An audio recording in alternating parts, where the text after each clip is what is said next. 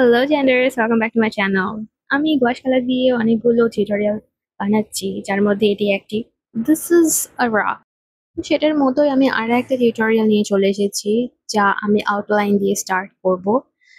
As you know, I always start with an outline and these are the colors.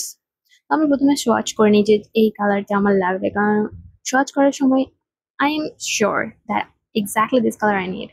যদি কিছু সংশোধন করার থাকে তাহলে আমার কাছে সুযোগ থাকবে। So this is the colour. আর আমি ফ্ল্যাশের যে গস কালার সেগুলো ব্যবহার করছি। It's just quick tutorial. আকাশ আঁকা বা মেঘ আঁকা যতটা দেখে মনে হয় সহজ, ততটা কি সহজ? ডেফিনেটলি সহজ। যদি তুমি কালারের ভাষা বুঝে যাও তাহলে তোমার সবকিছু সহজ মনে হবে।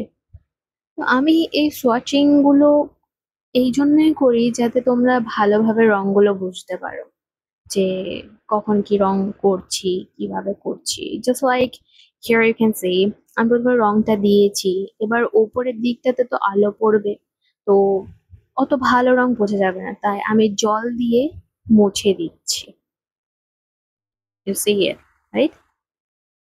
আর এটার এক রং, মানে এখানে আমি এক রকমের মেঘের কালার ইউজ করেছি, কিন্তু have you ever imagined while looking at the sky? The sky and the clouds, those are incredible creation of a nature. Sometimes it's pinkish, sometimes purplish, lavenderish, sometimes bluish, ocean blue, gray,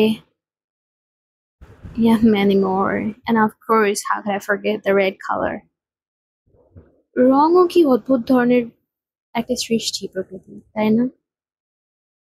যেভাবে light পড়বে, wavelength যেরকম হবে, কত কিছুর উপরে depend করে এই রং যে আমরা দেখতে পাই না। ধূলিকণার উপরে ডিপেন্ড করে, মেঘের উপর ডিপেন্ড করে। So mysterious.